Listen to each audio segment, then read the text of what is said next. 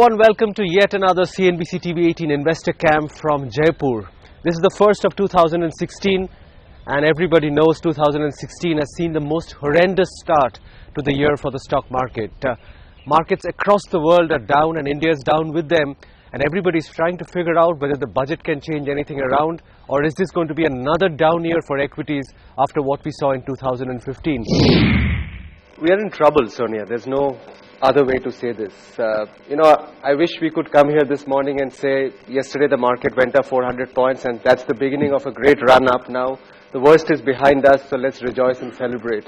I think the reality is somewhat different. We'll keep getting these rallies because that's part of any kind of downtrends that we are in right now.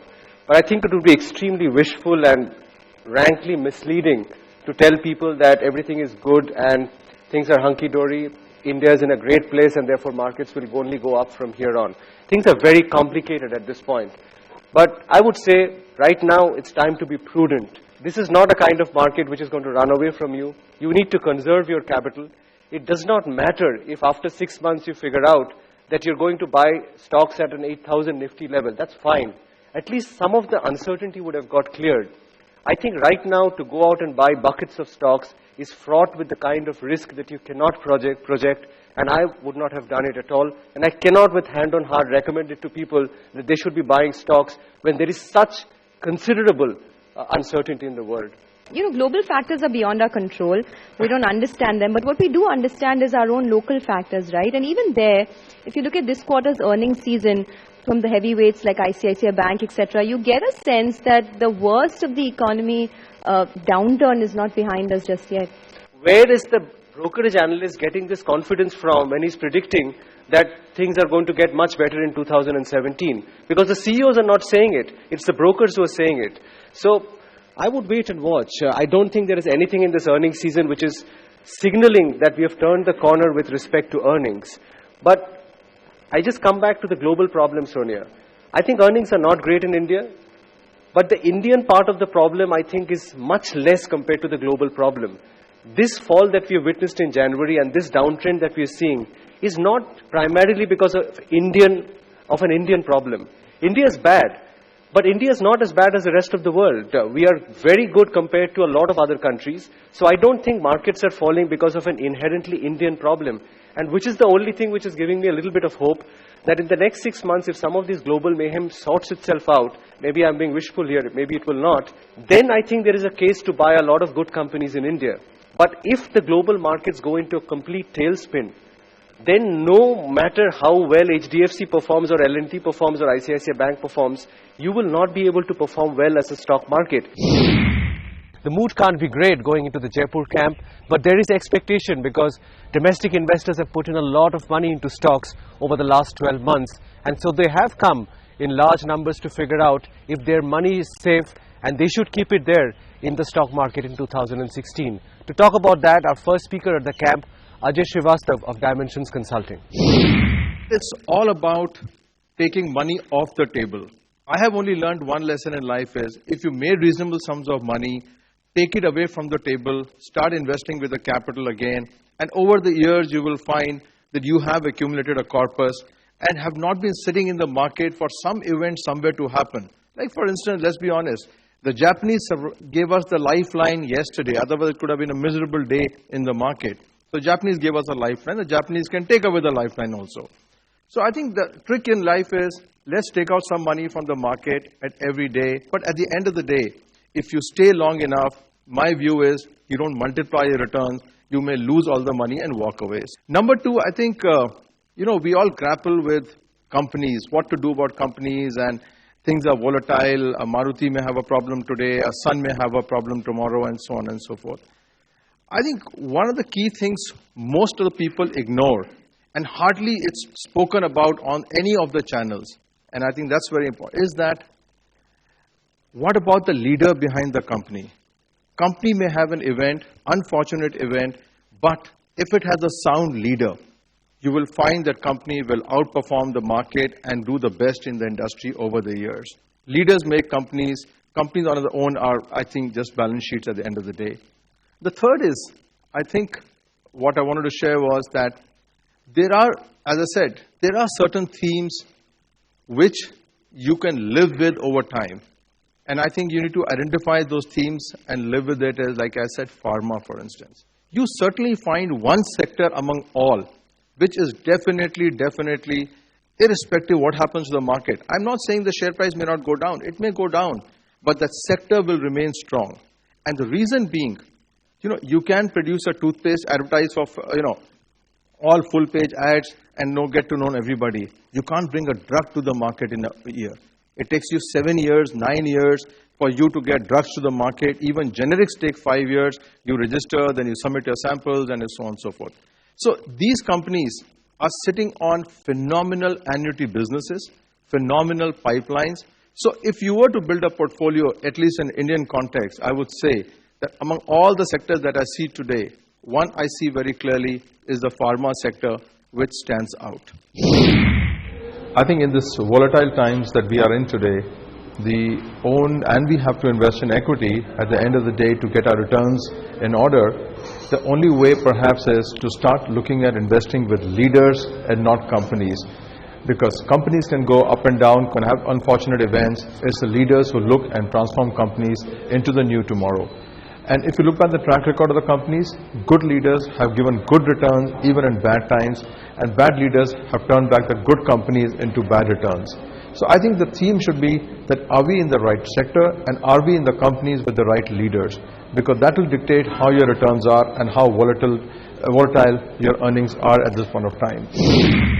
We'll slip into a break at this point, but there's a lot coming up on the other side of this break from the Jaipur Investor Camp. You will get a mid-cap perspective from Porinju Veliath. He's a mid-cap investment expert. He'll tell you whether this is a good time to go bargain hunting for mid-caps after all the carnage that we've seen in the month of January.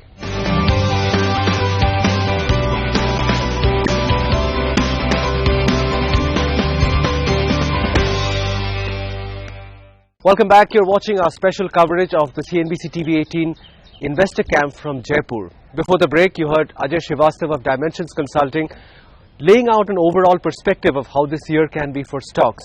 It's now time to talk about the mid-caps and whether this is a good time to go about buying mid-caps. Porinju Veliath is a seasoned mid-cap investor, and he's out with his perspective on mid-cap cherry-picking for 2016.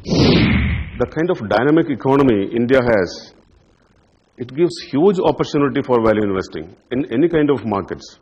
Everybody should be aware what's happening, what's going on in the world, what's going on in India on micro level, macro level, industry levels.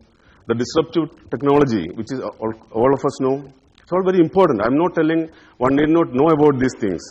But the mistake, investors do the mistake when they convert these into action. All these bits of information, when they gather it together, they should have some relevance when you think of buying an equity share in India. When you try to own a piece of business in India, look at the big picture. My advice to investors is only about looking at the big picture. We are below $2 trillion economy today. And it is dangerous for us to remain like this and growing at 5, 6, 7%. If we continue to do this, it's going to be dangerous. And I'm telling you, if we continue like this, if the stock markets continue to be at this level for some more time, for a couple of years more, your money in the bank is not safe, I'm telling you. We cannot remain at these levels. We have to grow. We have to create jobs. We have to create the infrastructure. We have to create wealth for the economy. Just below $2 trillion economy, we cannot feed the 1.3 billion people. We cannot take care of their comfort. See, practically 60-70% of Indians are living in poverty. They don't have quality of life. They have uncertainties ahead. They don't know what's going to happen, not next year, next week. So that is the real situation of real India. Of course, I think the new government has got very, very long-term plans, projects and themes for the economy, for a faster growth, for making it a $3, $4 and $5 trillion economy in the coming years. So in that process, I am very confident Indian equities, they can add another trillion to the market cap in the next maybe 3 years or 4 years' time. Going forward, investors should be extremely selective and choosy in picking stocks, because a lot of companies, a lot of sectors will have challenges and they may underperform. But India as a country, as an economy, as an equity market will have a big outperformance of the market, and it could be a big surprise the way markets can take turn. And in 2016 most people are not very bullish on the markets, but I am very bullish. There can be the new level of Sensex and Nifty coming up in 2016. Lot of money flow. When I talked about domestic potential fund flow into the market, the SIP is a major thing happening in the country. Huge money is being collected and deployed in the market. This can go further. This can be further boosted. Maybe in 2016, you may see that SIP money alone can be a very significant part. And a lot of people are still waiting for opportunities.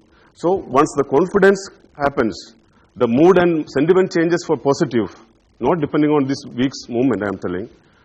But there is, at the same time, there is a big chance we have already bottomed out by Nifty and Sensex. That was some serious perspective about mid-caps. Let's turn the spotlight now to the macroeconomy and how things stand from there on. Because a lot of the drama which is playing out globally is actually macroeconomic. Global bull market in equity is now kind of floundering. And some of these risks have been imprinted on the bull here. China slowdown, commodity, oil price, etc. slumping over the last 1.5 years.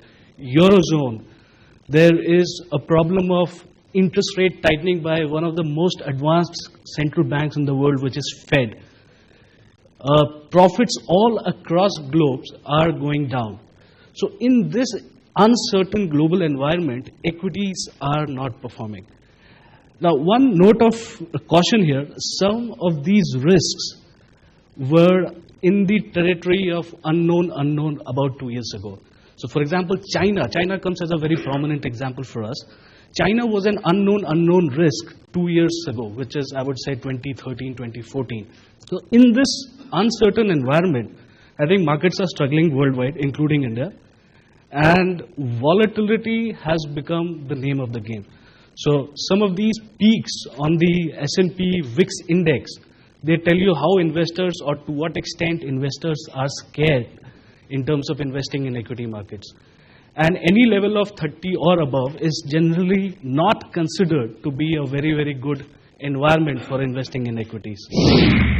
What we've observed is that there is a slight amount of disconnect on the global side as well as on the domestic side. Globally, there is a lot of uncertainty. On one side, the Fed looks towards hiking interest rates more in 2016.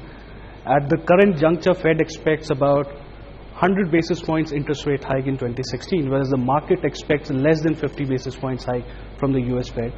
The Chinese economy is undergoing a transition. It's transitioning from a investment-led model to a private domestic-led consumption model. And there is a lot of uncertainty on how the commodities are going to fare over the next 1 year. Top of it, you have a refugee crisis in Eurozone, etc. Domestically, a lot of these uncertainties are playing on through the sentiment too. However, on the real activity front, we are perceiving a slight amount of improvement, which is at best patchy on the ground. So agriculture sector, we are assuming that with the likelihood of a normal monsoon next year, will once again revert to the trend growth of 3.5%. On the manufacturing side, the impetus shown by the government towards reviving capex on the public sector balance sheet has already started to manifest in higher capital goods growth numbers as well as the overall IIP numbers. So this should incrementally move forward by about 100 basis points or so. And given the momentum in agri and industrial sector combined, there is a likelihood of slight amount of improvement on the services side. So overall, we believe the GDP growth momentum will increase by about 50 basis points in the next financial year. Inflation is once again a story of a great degree of comfort. So somewhere closer to 5.1, 5.2 is what we believe on an average basis inflation should lie. Time for another break. When we come back, it's time for the Jaipur investors to interact with our three experts. That's coming up after the break.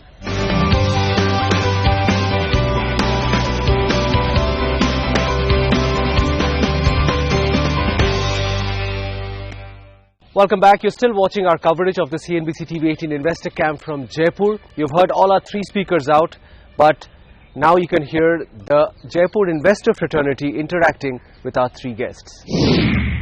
There is a scramble in the mutual fund. Everybody is vying with each other and inflating the prices of the underlying assets. Now what will happen when the role changes that everybody wants to sell the FII and the DIIs? So where will we hide? SIPs is a very dangerous thing. My personal belief, and we advise customers never to go for SIPs, ever.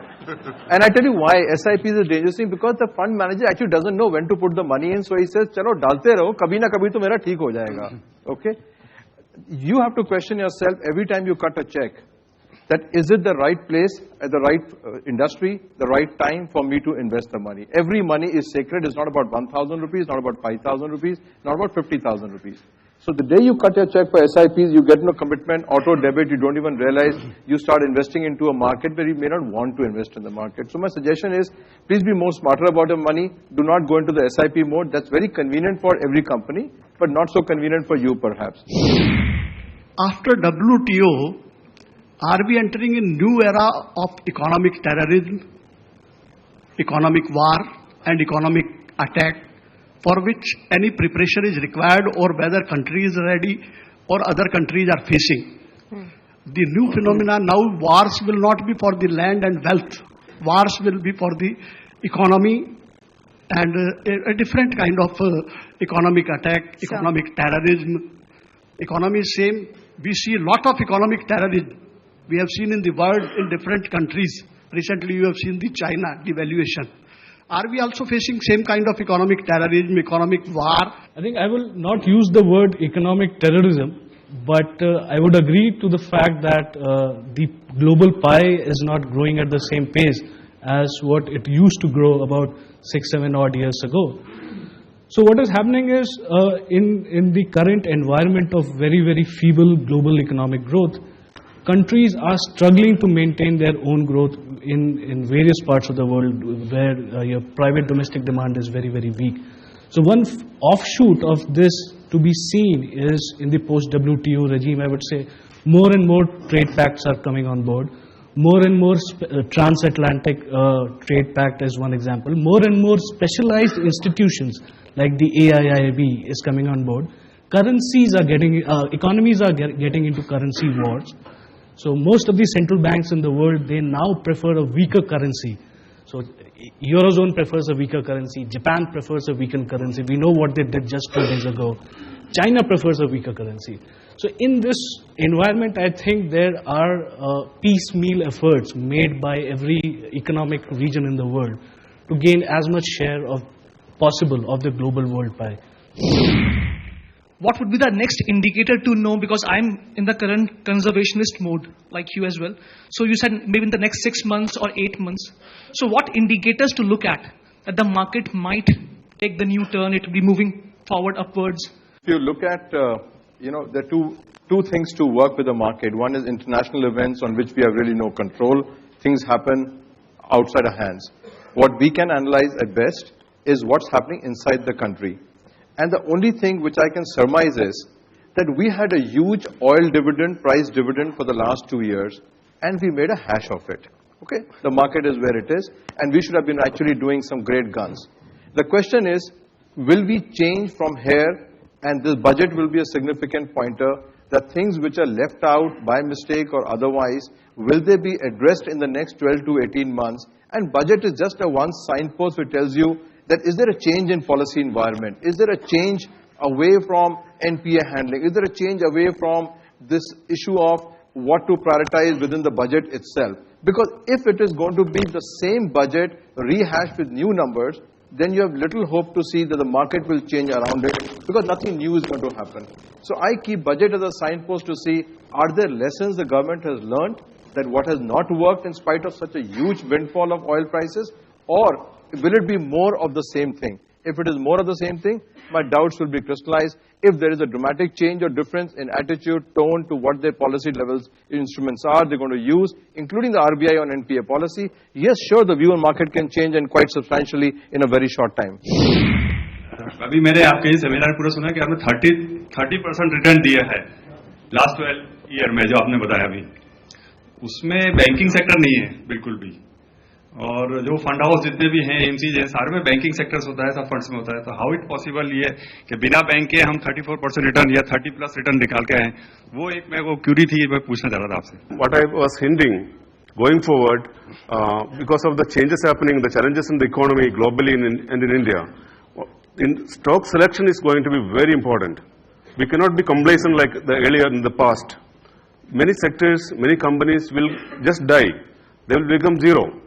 So because of the drastic changes happening in the industries, the disruptive technologies, and globally in the economic environment. So I was just telling there is uncertainty in the banking sector, but I think it has done well, in the downside. There could be, this budget also could be some game changer for banking sector.